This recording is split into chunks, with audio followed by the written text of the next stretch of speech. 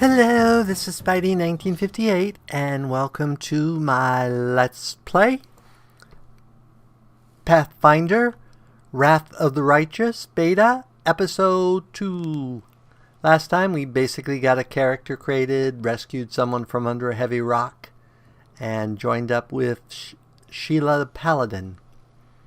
So let us continue onwards.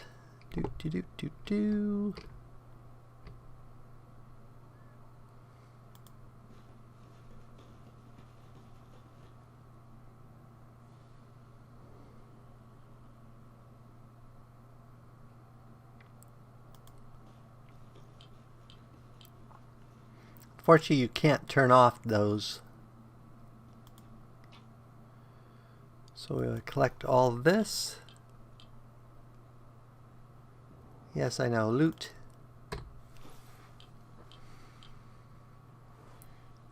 Okay. So here we have an unidentified cloak, and we have no one who can identify it, so we'll do that. And we will put one of those there. Put the shield there. And put the flail here. And you should be already... And we'll put a torch here. And you already have a torch.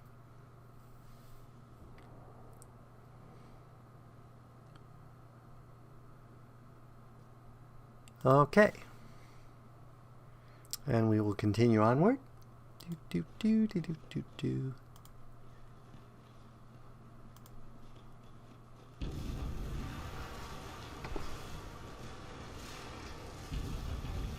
there's somebody up here.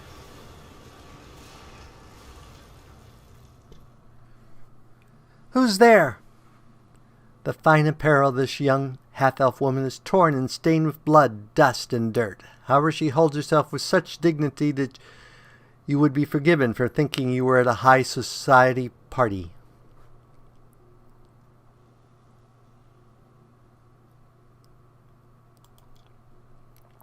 Relax, friend. We're not demons or cultists. Don't poke my eye out with that thing, all right? We fell down here during the attack. I'm Sheila, that's Huntress, and Aniva. We're looking for a way back to the surface. Really? I'm ever so glad to hear it. Allow me to introduce myself. I am Camellia. I was also in the square when... I can scarcely believe it. How did those demons get in the city? I thought... Naively, it now seems, the Wardstone protected us from attack. And Trendavel, I can't wrap my head around it. Not many could withstand a strike from a demon lord, not even Frenadel. I can't argue with that. We're fortunate to be alive, a bit underground. The Scari himself has come to Kennebrus. There's no mistaking that ugly mug. Trenadel tried to fight him, but what could she do against a near deity? Even the Wardstone was no help. Our city used to be protected by powerful forces, but now... We've seen how powerless they truly are. Henceforth we shall have no one but ourselves to rely on, I suppose. Do you want to join us? Certainly. Survivors should stick together. It's only sensible. Who knows what else could be prowling around these caves? We need to keep moving. There must be a way back to the surface somewhere around here. That's right. It should be the height of foolishness to survive a demon attack only to perish under a pile of rubble.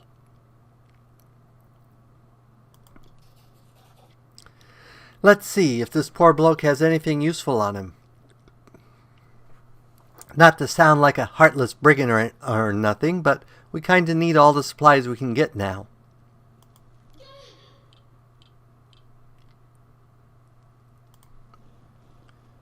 So let's search the body. Ooh, a dagger. And they want us to have her cure herself, so we will do so. Bink. Whoops. Bink. She is a shaman.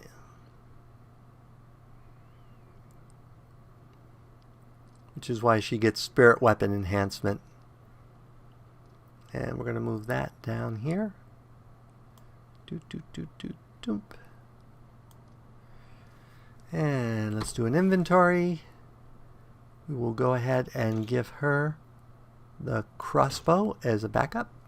We want to try to keep them under light so they don't get any of the minuses. I don't know what the minus is. Slows down the character, increases fatigue.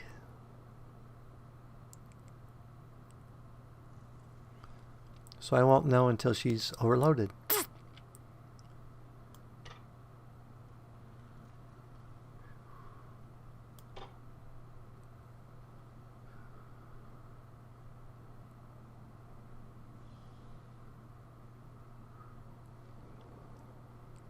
Don't know what that does. Okay. Now this does have turn-based combat. Whoops. But I think to get through these tutorial stuff quickly, we'll just go ahead and it's not much of a challenge. So we will just go ahead and let it do real time. Combat goes very fast then against these creatures.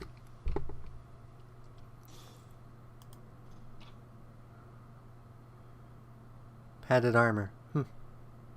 Not very useful. But it's money.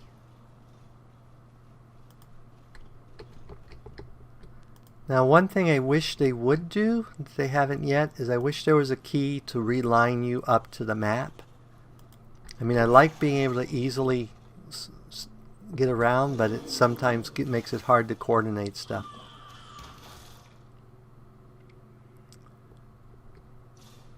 She is quite dangerous with that bow.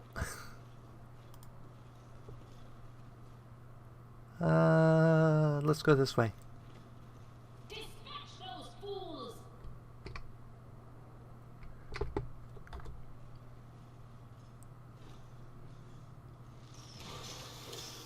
Oh, somebody got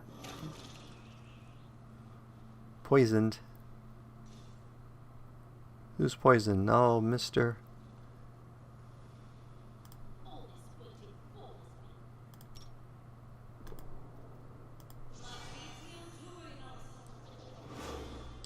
It's actually sort of late to do that because he's already been poisoned, but he's already taken the stat. Drain, but we'll make do.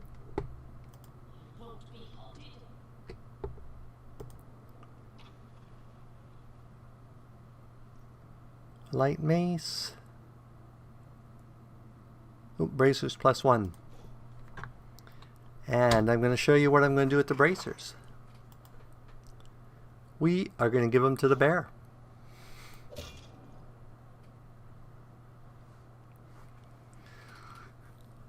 I assume he can also wear amulets and maybe cloaks.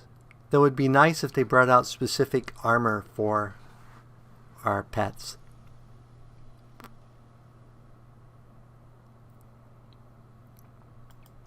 Okay.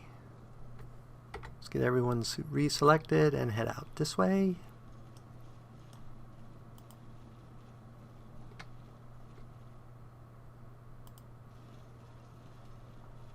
I should check something here.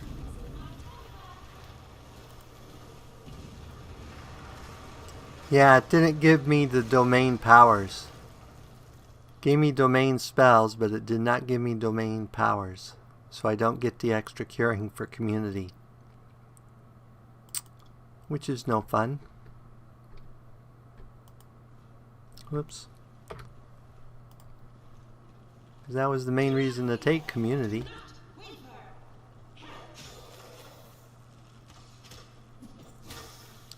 So my build isn't as good as I would have liked. I don't know if that's a bug or a decision. And more treasure. Forked tongue. Potions or scribe scrolls. So apparently you can make potions and scrolls in the game. You probably need to get a feat to do that. Though I think wizards probably get it. They get scrolls automatically, I think.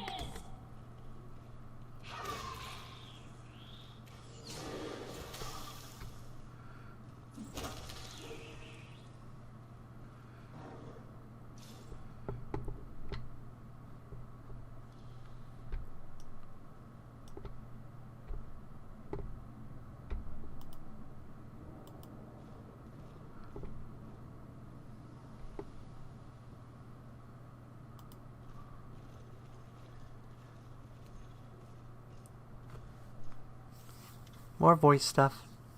No, I can't just walk away. It's got to be here somewhere.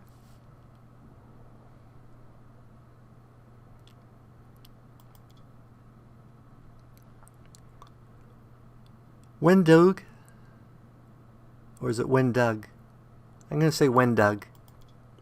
Lan, did you find it? Who is that? The do-gooders have to save our Mongol souls, no doubt. Wait, they might know what's going on up there. Demons are laying waste to Kenabus. If things are as bad as you say, then we all have to hurry. You didn't come down from the direction of the shield maze, damn it. I couldn't care less about what's happening on the surface, but the maze...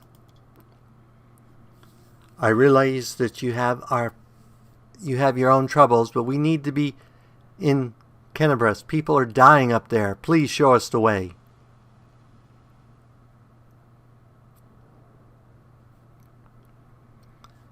What is this place?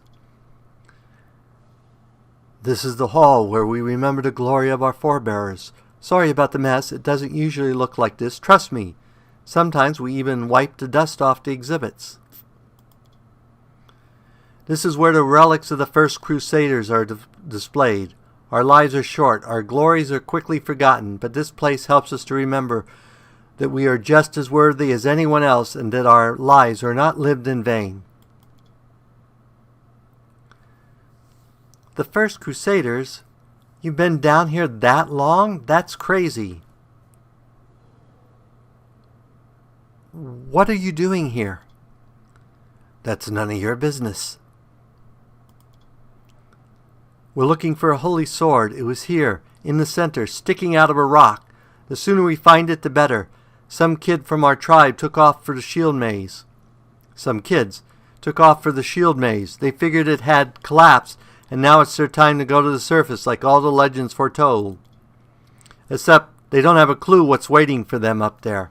They're not fighters, and Saul, the chief of our tribe, is dead set against it. He says now isn't the time for underground crusaders to take up arms. If we get the holy sword, we might be able to change the chief's mind.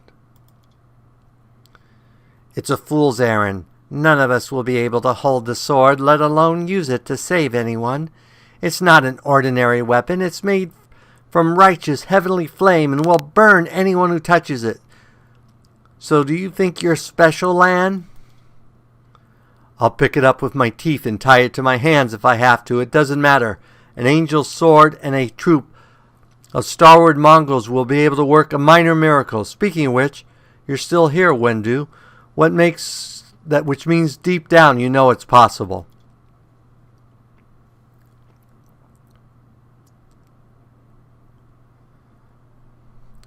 Maze, does it really lead to the surface? Yes. There are other ways up, but they are far from here, and after the earthquake, there's a good chance they've collapsed. But the maze, there's a legend among our people that when the walls of the maze fall, that will be a signal for us, the underground crusaders, that the time has come to go up to the surface and fight demons in the final confrontation. Until then, people say the maze is shielding us from taking rash actions. I'm the only one in our whole tribe who's been in the maze, and even I don't know if it's true. But the further I went in the maze, the fresher the air became. That means that it really must lead to the surface.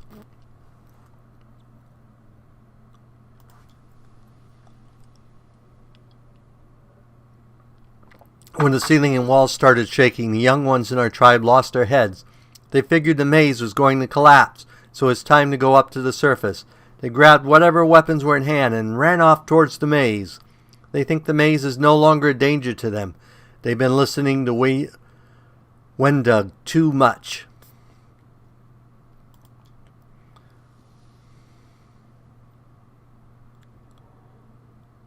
Dangers, I warned them 100 times.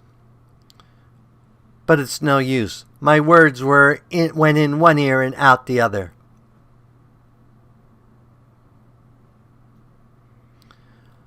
We'll find the sword faster if we work together. I'll help you. Thanks. An extra pair of eyes can only help. The sword will be easy enough to spot. It looks swordy. Help us and return. We'll get you out of here. Now we're talking. Let's go to work. It's a good thing we all bumped into each other, isn't it? What you want to find the store quickly so the underground monsters bring you back to the surface, so be it.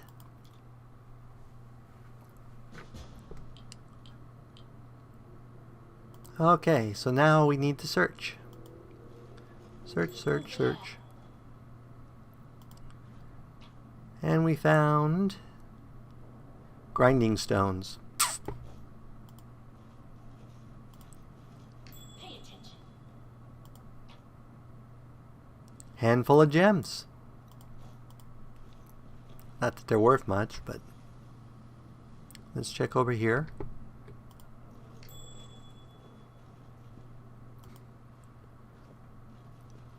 Statue of an unknown knight. The technique is crude, but the figure was clearly crafted with genuine feeling. Judging by the style of the armor, the knight is from the First Crusade.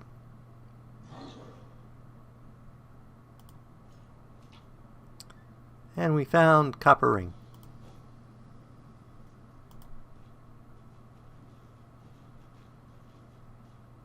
Room looks like an improvised museum or perhaps some type of temple.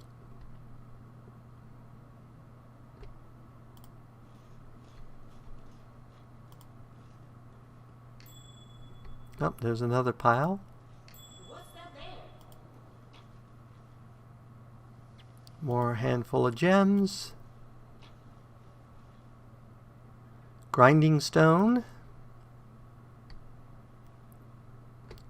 Not seeing anything sorty. Over there. Grinding stone and a handful of gems. I found something. This one was beyond me.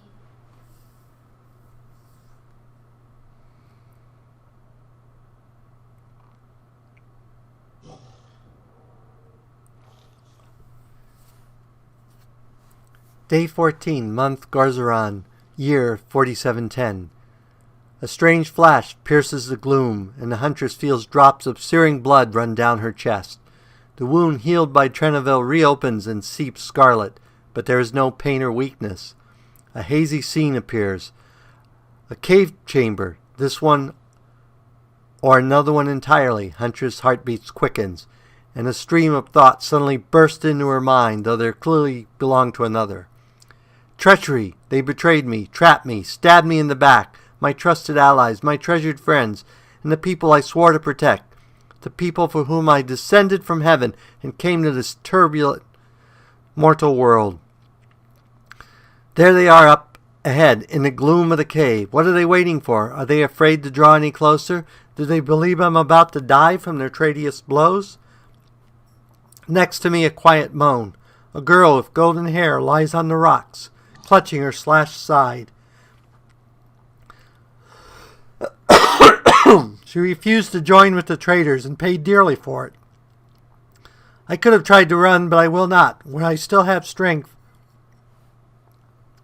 I must. While recognizing the foreign origin of these thoughts, Huntress intuits that she can control them somewhat. She tries. I'll heal the wounded girl.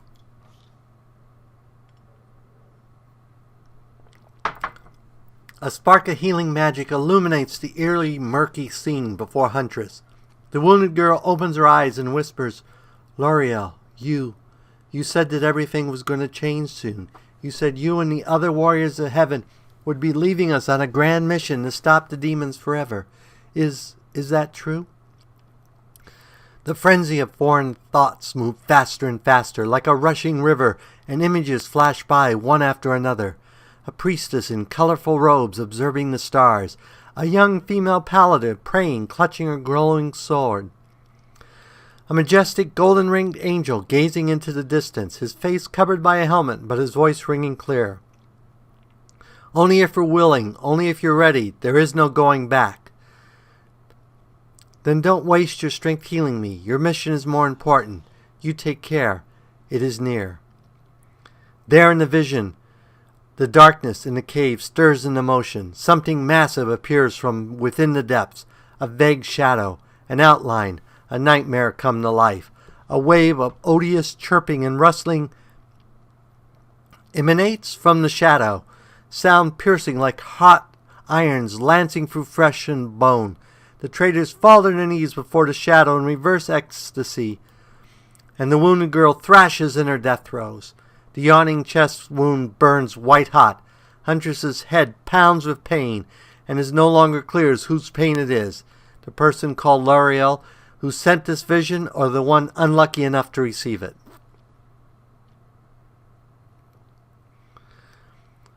But Huntress is determined to fight off the illusion. The force of the attack, though originating in vision, is terrifying, but Huntress is stronger. She shakes off the pain and torpor. But alas, the one who sent the vision cannot claim the same. He is broken and exhausted. A monstrous shadow emerges from the murk of the cave. It is not real, exists only in a strange vision or memory. But the thrill of fear it provokes is more than real. The shadow's features darkly resemble those of the Skari, the terrifying demon lord. In a movement as swift as thought itself, the monster's hand is wrapped around the throat of the one they call L'Oreal. The foolish angel, struggling on the rocks like a fly with its wings torn off, intones the shadow. Its voice changes as it moves, shifting from quiet whispering to sonorous shout, becoming young, then old and quavering. Where is your godness, angel? Where is your self-assured hero? Now is it that you are dying here alone, so far from the light of heaven. A strange calm envelopes the thoughts of the one called L'Oreal.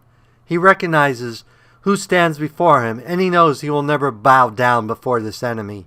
The flaming sword flares to life in his hand, bright, pure, flickering with multicolored sparks like a sunbeam through stained glass. Slash!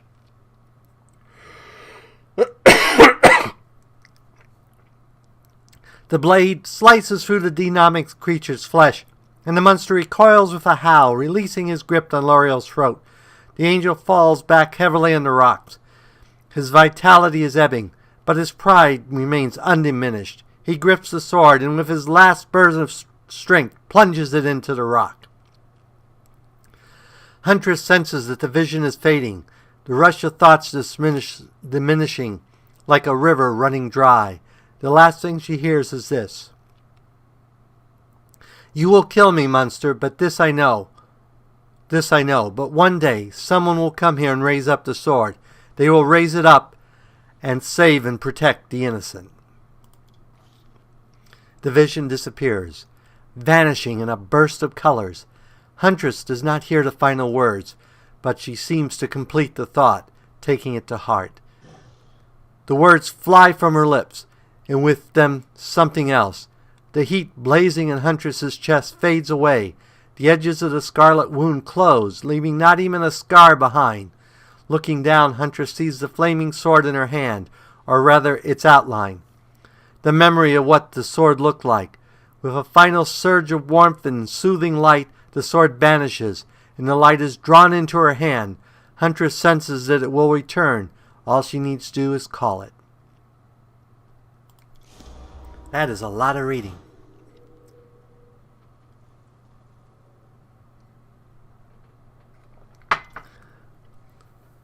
Hey, Huntress, are you alright? You kind of glowing there just now. Session kneels before the light, offering up a prayer to Iomida? I'm not sure how to say that. Lan looks at you dumbfolded. That was it, the light of heaven. But how? Wendung frowns. What did you do with it? Where did it go? You saw it too, the traitor, the dying girl? It's only us here. Your group, you, me, Wendu, and the light of heaven that sort of got sucked into you? Any chance you can whip it out again? So we do kind of need it? Sorry, I crack jokes when I get nervous and when I'm upset and when I'm happy. Anyway, what I said, it came out wrong. We need to bring you to Chief Saul. You can show him the light of heaven. We'll rally the tribe and go into the maze and we'll get back our kin. And what if she can't make it happen a second time? What then? The tribe will surely say we're crazy and turn their back on us. I think I saw the memories of L'Oreal, the angel who died here. L'Oreal? That really was L'Oreal, the angel from the legends? The ancestors even got his name right on the gravestone. The chief will be thrilled. You, thousands of gongs, and no one's been able to touch it. Now you, and an ordinary creature of flesh and blood, no different to us, get the sword and start talking about visions. Now, Wendu, don't be a sore loser. She is clearly different to us. The sword appeared before her, along with an angel's name and all the other stuff, because she doesn't carry our mongrel taint. Heaven doesn't give a damn how special we are. We are born with an evil inside us. Heaven doesn't need to know any more than that. I know you're willing to tear anyone apart to uphold our people's honor, but you and Saul, you just refuse to face the truth. We are the way we are because our ancestors' bodies were corrupted by the abyss. It does the same thing to plants and animals. There's nothing heroic or special about it. It doesn't make us better. It doesn't make us worthier.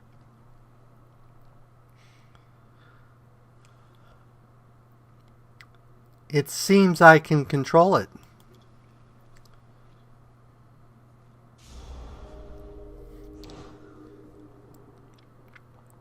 This is just, wow, I mean, that's amazing. Heaven has truly blessed you, Huntress.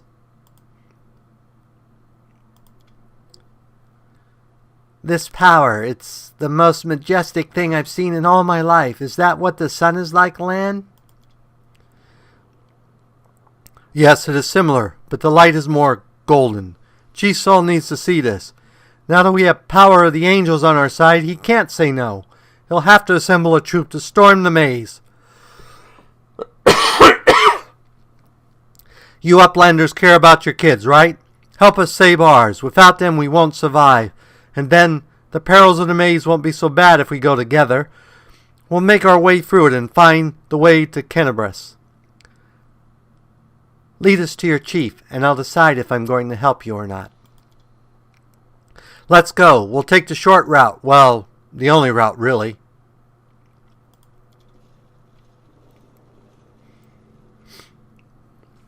So, let's go ahead and add everyone to the party.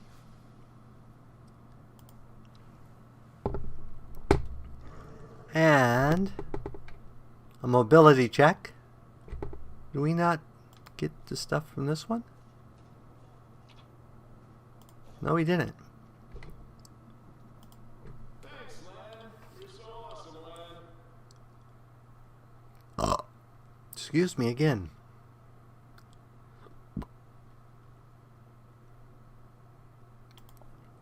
I assume the protection evil was for me releasing the light.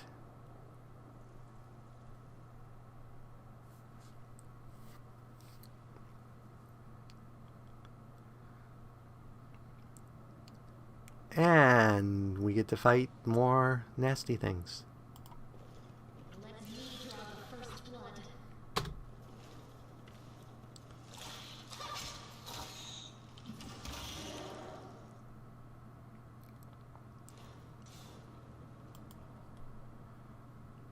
And I'm not going to read all that stuff in that, so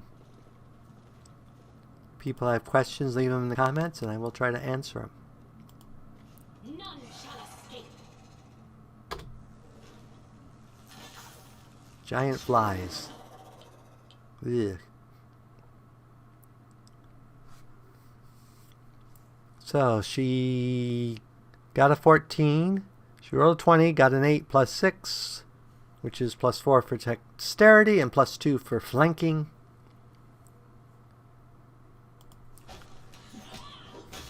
So this still has the same flanking as other. Did I miss any treasure back here? Nope, doesn't look like it. Ah, but there's treasure here. And a mobility check. So let's try crossing the rubble. Well, this didn't go well. Okay, so how bad did we fail it? Rolled a 2. Needed a 4.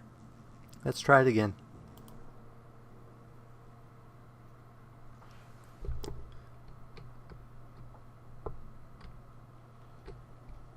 And more spiders. Dispatch those fools. When we get to tougher fights, I will switch to turn-based. I'm just trying to get through the tutorial stuff fairly quickly.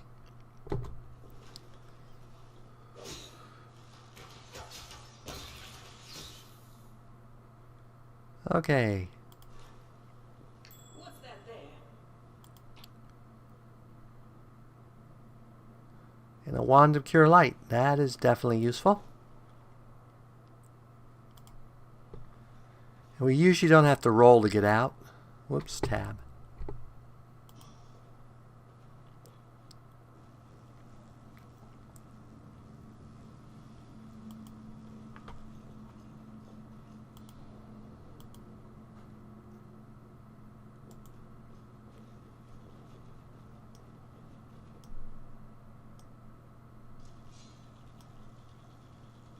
The heartbeat quickens.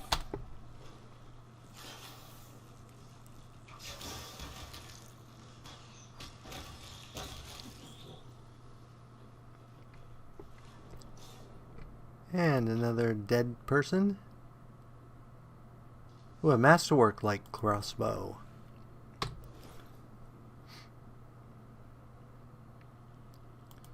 So you have a short bow. Let's give you the masterwork. Not that I think you'll use it very often, but hey, might as well have a better one. And you can use the wand. Can you use the wand? You can use the wand as well. So let's give it to you. In fact, let's go ahead and grab some potions and give them to you.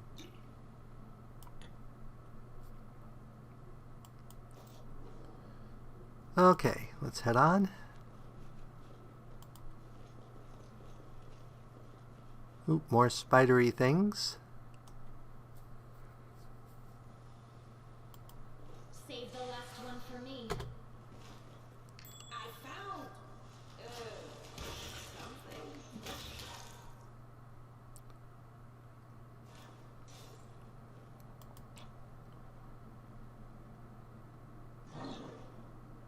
Ooh, a masterwork greatsword. Not that we have anyone using two-handed weapons, but... And I think at this point we will call it an episode. As always, if you enjoyed this episode, go ahead and give me a like or a comment. And if you disliked the episode, leaving me a dislike's fine. But please leave a comment saying why you disliked the episode. As always, this is Spidey 1958, and have fun gaming.